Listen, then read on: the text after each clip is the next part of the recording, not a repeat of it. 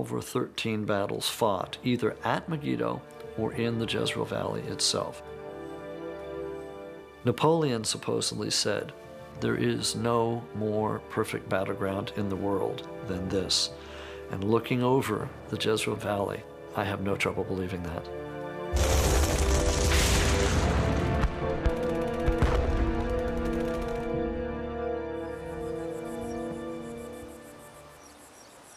Archaeologists believe there's also a very practical reason why John chose Megiddo as his battle site.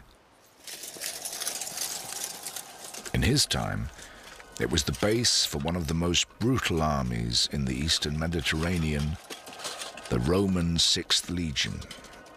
We know that the Romans located their camp here, the camp for the 6th Legion. They were continuing the job that ancient Megiddo always did throughout history, protecting the area, controlling the pass, controlling the trade routes.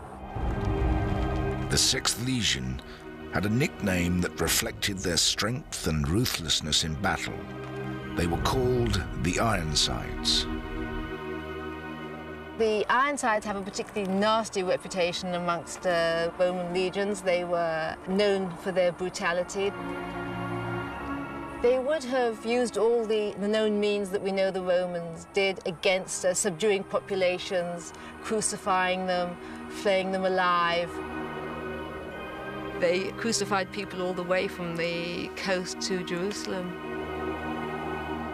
So where better to place a battle between the forces of good and evil than at the headquarters of an army whose reputation caused fear across the empire?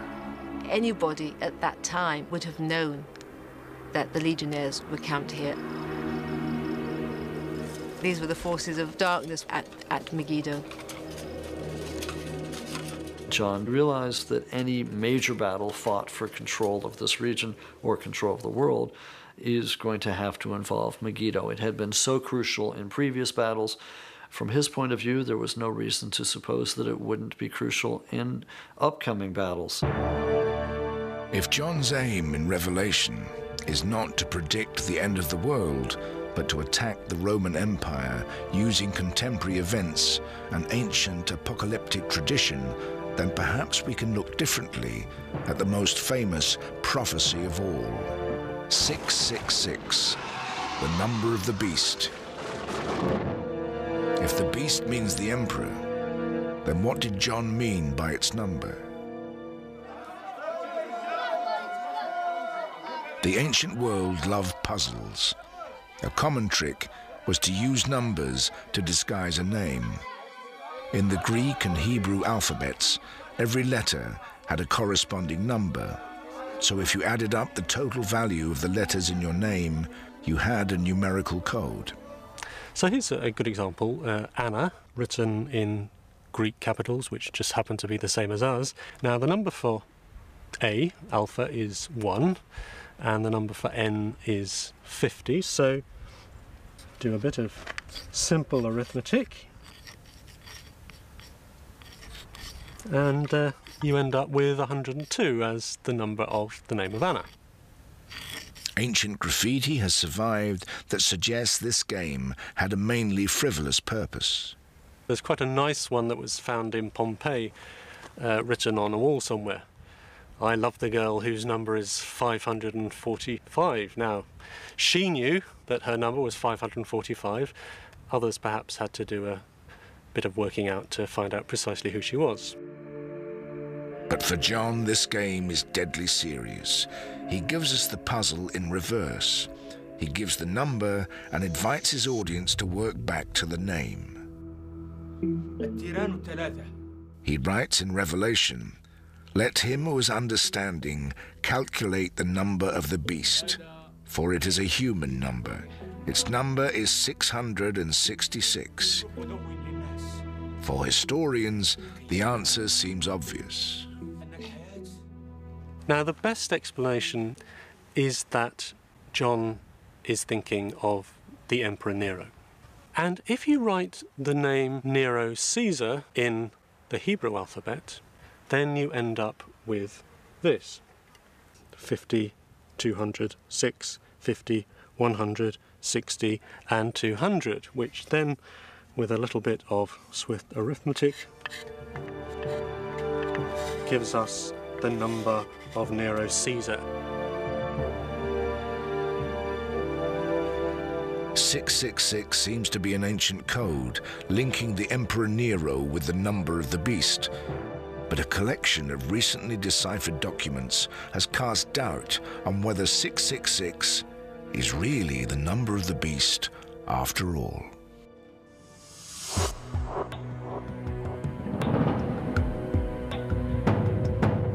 Years ago, a group of British archaeologists digging in the ancient Egyptian city of Oxyrhynchus made a fascinating discovery. Not buried treasure, but waste paper in a rubbish tip 30 feet deep.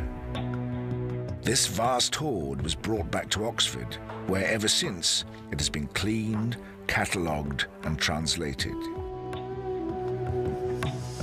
Then in 1999, a papyrus fragment was identified as a 3rd century extract from the Book of Revelation. Closer examination revealed that the world's most infamous number was not what it seemed. You've got a tiny fragment here. It was written by somebody who was a good scribe. He wrote clearly and he wrote helpfully for people, but he also wrote quite quickly. And it has part of the line which would have read, "Let the person with understanding calculate the number," it would have been somewhere there. And then 3 letters, each standing for a numeral. The letters are Chi, which stands for 600, Iota, like our I, which stands for 10, and stigma at the end is a 6. So the number here, clear as daylight, 616. If the number of the beast is 616, then it doesn't add up to Nero. It suggests that John's real target was someone else altogether.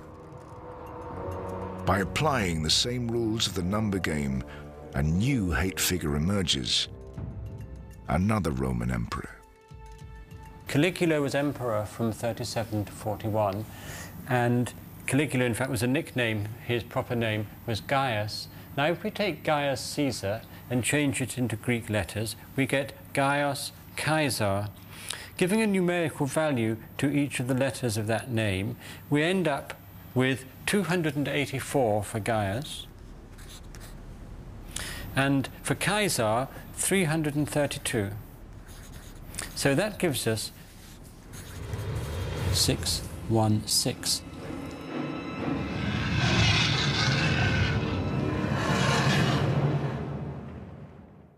The reason why John would see Caligula as the beast lies in a controversial decision made by the emperor during his short reign.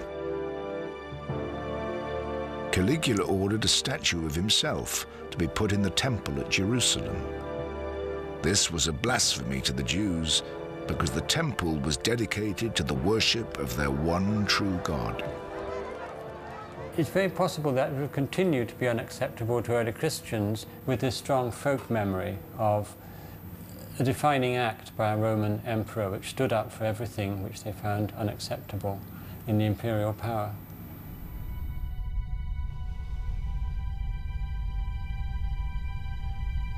So if Revelation isn't a prophecy about the end of the world but an attack on Rome, where does that leave John's visions? Few scholars deny that John had visions. Indeed, visionary experiences are so common in other faiths that in John's case, they could have served to inspire his flock. John's vision was within a Christian tradition, but it does seem to have many features that parallel that of shamans in other cultures. A shaman is somebody who can go into a controlled trance, who is able to travel to other worlds, other realms, in order to receive a message, who then returns in order to give that message or to heal somebody. And John, like shamans in many cultures, has a message which he communicates to others. It isn't something for him alone, it's a message for the community. He's there to heal his community, to support them, to encourage them, sometimes to correct them.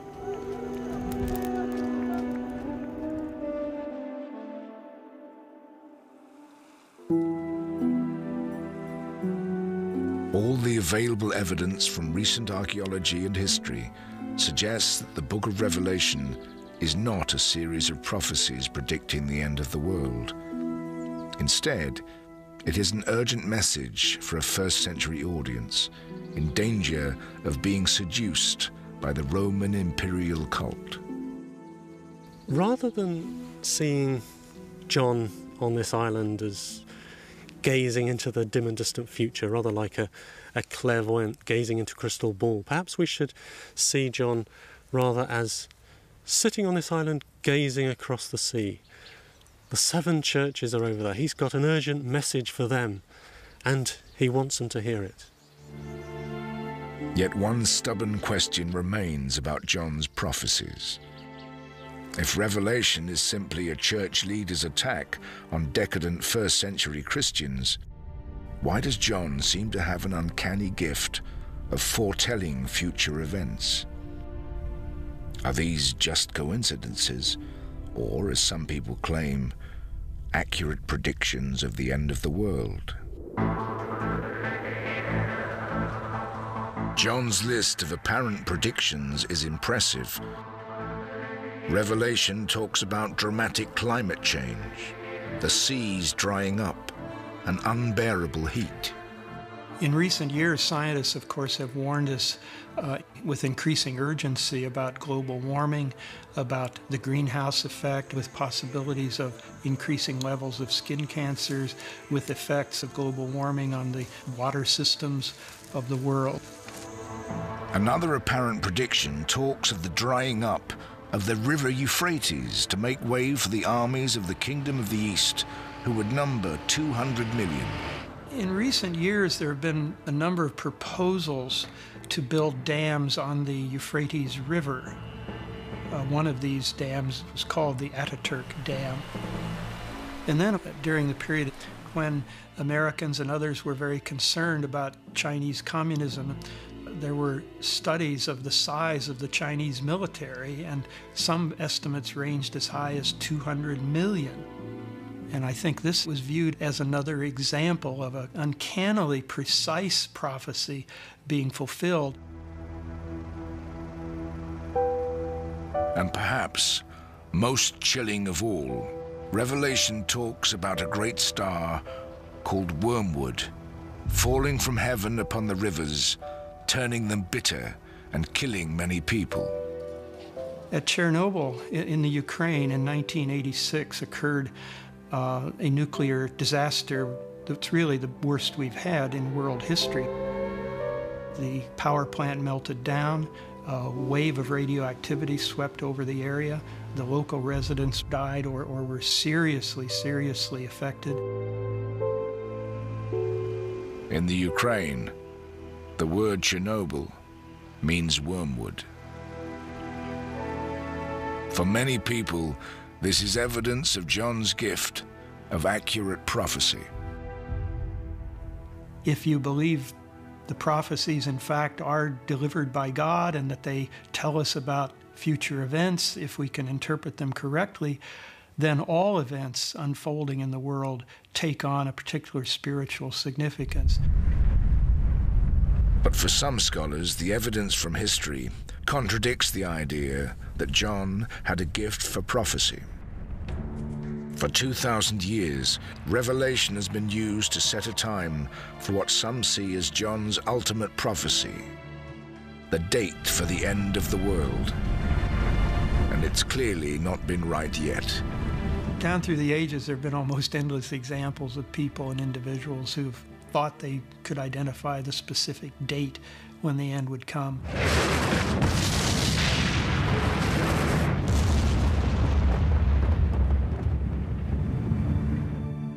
The year 1000 in Europe in the 19th century, at 1843, at 1844, the year 1666, 1987, and the year 2000, of course.